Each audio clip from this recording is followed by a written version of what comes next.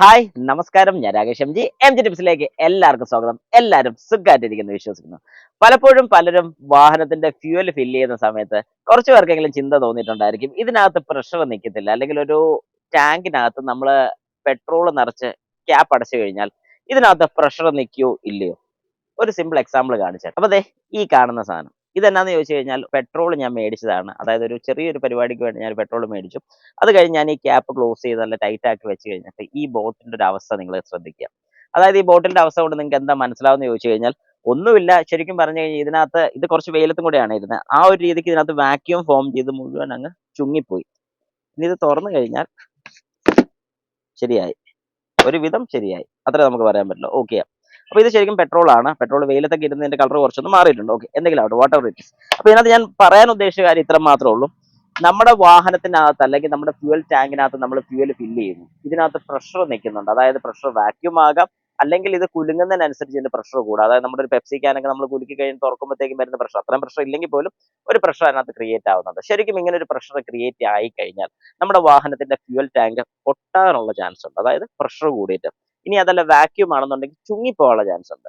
ഇങ്ങനത്തെ കാര്യങ്ങൾ സംഭവിക്കാതിരിക്കാൻ വേണ്ടി ഇതിനകത്തൊരു പ്രഷർ റെഗുലേഷൻ നടക്കാൻ, അല്ലെങ്കിൽ പ്രഷർ അങ്ങോട്ടോ ഇങ്ങോട്ടോ ആവശ്യമുള്ള സമയത്ത് എടുക്കാൻ വേണ്ടി എന്താണ് ശരിക്കും ഉപയോഗിക്കുന്നത്? നമ്മൾ കുറച്ച് പേരെങ്കിലും കേട്ടിട്ടുണ്ടായിരിക്കും ബ്രീത്തർ ഹോസ്.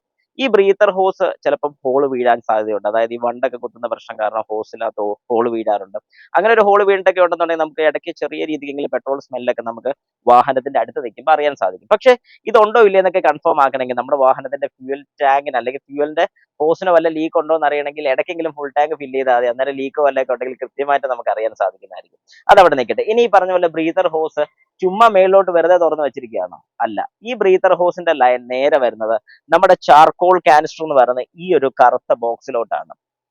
ഇതാണ് ചാർക്കോൾ കാനിസ്റ്റർ എന്ന് ഉദ്ദേശിക്കുന്ന യൂണിറ്റ്. ഈ ചാർക്കോൾ കാനിസ്റ്റർ എന്താണ് ചെയ്യുന്നതെന്ന് ചോദിച്ചു കഴിഞ്ഞാൽ, ആവിയായി പോകുന്ന ഫ്യൂവലിനെ, അതായത് ഇവാപറേറ്റ് ചെയ്ത് പോകുന്ന ഒരു കുപ്പിക്കകത്ത് നമ്മൾ ഫ്യൂവൽ എടുത്തിട്ട് തുറന്ന് വെച്ച് കഴിഞ്ഞാൽ ആവിയായി പോകും. ഞാൻ കുറിച്ചൊരു വീഡിയോ ചെയ്തിട്ടുണ്ടായിരുന്നു, എത്ര നേരം കൊണ്ട് അത് ആവിയായി പോകുന്നതിനെ കുറിച്ചൊരു വീഡിയോ ചെയ്തിട്ടുണ്ട്. ഈ വീഡിയോയുടെ ഏറ്റവും ലാസ്റ്റ് ഞാൻ ഒന്ന് പിൻ ചെയ്തിട്ടേക്ക്, ജസ്റ്റ് ഒന്ന് കണ്ടു നോക്കുക. അപ്പൊ ഇതുപോലെ ആവിയായി പോകുന്ന ഫ്യൂവലിനെല്ലാം കളക്ട് ചെയ്ത് വെക്കുന്ന ഒരു യൂണിറ്റ് ആണ് ഈ ചാർക്കോൾ കാനിസ്റ്റർ എന്ന് പറയുന്നത്. അപ്പൊ ഈ കാനിസ്റ്ററിനകത്ത് ശരിക്കും ഫ്യൂവൽ എല്ലാം സേവ് ആയിട്ടിരിക്കും. അതൊരു ലിക്വിഡ് ഫോമിലായിരിക്കത്തില്ല, വേപ്പർ ഫോമിലായിരിക്കും അത് സേവ് ചെയ്തിരിക്കുന്നത്, അല്ലെങ്കിൽ അതിനകത്ത് ഇരിക്കുന്നത്. അത് എപ്പോഴാണോ നമ്മുടെ വാഹനത്തിന് ആവശ്യം വരുന്നത്, അതായത് വാഹനത്തിന് എപ്പോഴാണോ സഡൻ ആയിട്ടൊരു പവർ ആവശ്യം വരുന്നത്, അല്ലെങ്കിൽ കൂടുതൽ ആക്സലറേഷൻ കൊടുക്കുന്നത്, പെർജ് കൺട്രോൾ വാൽവ് എന്ന് പറയുന്ന ഈ ഒരു വാൽവ് ഇവിടെ വരുന്നുണ്ട്. നിങ്ങൾ ശ്രദ്ധിച്ചാൽ നിങ്ങൾക്ക് മനസ്സിലാവും. ഇത് നമ്മുടെ ടാങ്കിൽ നിന്ന് വരുന്ന ബ്രീത്തർ ഹോസ് വഴി നേരെ ഇതിലോട്ട് കയറുന്ന ഇൻലെറ്റ്, ഇത് ഇതിന്റെ ഔട്ട്ലെറ്റ് ആണ്.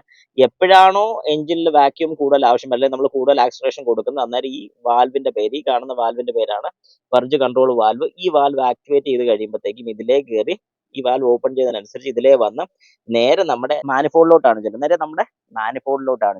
അപ്പൊ നിങ്ങൾക്ക് ഇതിൽ നിന്ന് ഒരു കാര്യം മനസ്സിലായത് എന്താണെന്ന് ചോദിച്ചു കഴിഞ്ഞാൽ, എപ്പോഴാണോ കൂടുതൽ ഫ്യൂവലിന്റെ ആവശ്യം വരുന്നത്, അല്ലെങ്കിൽ എപ്പോഴാണോ കൂടുതൽ ഫ്യൂവലിന് വേണ്ടി വരുന്നത്, അന്നേരം ഈ വാൽവ് ഓപ്പൺ ചെയ്യുന്ന സമയത്ത് ഇതിനകത്ത് സേവ് ചെയ്തിരിക്കുന്ന പ്രഷർ നേരെ നമ്മുടെ എഞ്ചിനിലോട്ട് ചെല്ലുന്നുണ്ട്. അങ്ങനെ നമുക്കിവിടെ ശരിക്കും പറഞ്ഞു കഴിഞ്ഞാൽ, വാഹനം വെയിലത്തിട്ട് കഴിഞ്ഞാൽ പെട്രോൾ ആവിയായി പോകുമോ എന്ന് സംശയമുള്ള ആൾക്കാർക്ക് ഇനി ആ സംശയം മാറ്റി വെക്കാം. ഒരു കാരണവശാലും ആവിയായി പോകത്തില്ല. ഈ വരുന്ന പെട്രോൾ ഫുള്ള് കളക്ട് ചെയ്ത് ഈ കാനിസ്റ്ററിനകത്താണ് വെക്കുന്നത്. ഈ കാനിസ്റ്ററിൽ നിന്നാണ് ഇത് അങ്ങോട്ടോ ഇങ്ങോട്ടോ, ഇനിയിപ്പം ടാങ്കിലോട്ട് ഇനി ചെറിയ രീതിക്ക് ഒരു വാക്യൂം, അല്ലെങ്കിൽ ചെറിയ രീതിക്ക് വാക്യൂം ക്രിയേറ്റ് ചെയ്യുകയാണെങ്കിൽ അവിടെ എയറിന്റെ പ്രസൻസ് കൊടുക്കാനും ഈ പറഞ്ഞ കാനിസ്റ്റർ ഹെൽപ്പ് ചെയ്യുന്നുണ്ട്. അപ്പൊ ഇത് ശരിക്കും അങ്ങോട്ടും ഇങ്ങോട്ടുള്ള ഒരു ഫംഗ്ഷൻ ആണ് നടക്കുന്നത്.